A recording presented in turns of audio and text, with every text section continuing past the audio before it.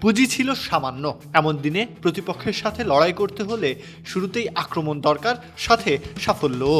নিউজিল্যান্ডের বিরুদ্ধে সেই কাজটাই করে দিলেন শরীফুল ইসলাম। নতুন বলে ত্রাসের রাজত্ব কায়েম করলেন যেন। নিজের ক্ষমতা দেখিয়ে ভাঙন ধরিয়েছেন ব্ল্যাক ক্যাপসদের ব্যাটিং অর্ডারে। বাংলাদেশ 102 রানে অল আউট হয়ে গেলে কিউইদের সামনে লক্ষ্য দাঁড়ায় মাত্র 103 রানের। এমন রান নিয়ে আর যাই হোক বড় স্বপ্ন দেখা যায় না, অন্তত বাংলাদেশের পক্ষে সম্ভব ছিল না। তবে কেউ কেউ আছে যারা সময়ের স্রোতকে উপেক্ষা করে চলেন। শরীফুল তাদেরই একজন। অল্প রানে লক্ষ্য আটকাতে হলে শুরুতেই প্রতিপক্ষের উইকেট গুড়িয়ে দিতে হয়, না হলে জয়ের সম্ভাবনা তৈরি করা যায় না। এমনই দিনে যেন নায়ক হওয়ার কল্পনা আসে শরীফুলের মনে। নতুন বল হাতে নিলে তার কি করে দেখানোর শক্তি আছে তার এক প্রদর্শন দেখা গেল।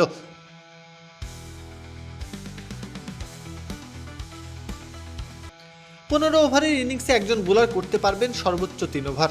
এমন সমীকরণে ইনিংসের দ্বিতীয় ওভারেই বল হাতে পান শরীফুল। দ্বিতীয় বলেই কিউ ওপেনার ক্যাটিনি ক্লার্ককে সাজঘরের পথ দেখান। শেষ বলে একই পরিণতি বরণ করতে হয় ড্যান ক্লেভারকে। প্রথম ওভারেই 2 উইকেট। এমন শুরুর পর নিজের দ্বিতীয় ওভারে প্রথম বলেই ওপেনার টিম রবিনসনকে বোল্ড করে প্যাভিলিয়নে ফেরান শরীফুল। প্রথম 2 ওভারে মাত্র 4 রান দিলেও শেষ ওভারে 15 রান হজম করলে বোলিং ফিগার দাঁড়ায় 19 রানে 3 উইকেট। এই ম্যাচ জেতা এমনিতেই কঠিন ছিল বাংলাদেশের পক্ষে। শরীফুল নিজের কাজটা করে দিলেও বাকি বোলাররা নিউজিল্যান্ড ব্যাটারদের সামনে ভয়ের কারণ হয়ে দাঁড়াতে পারেননি। তাই তো অসামান্য প্রচেষ্টা চালিয়েও শরীফুলকে মাঠ ছাড়তে হলো পরাজিত নায়কের বেশে। প্রত্যহ কাব্য, খেলা 71।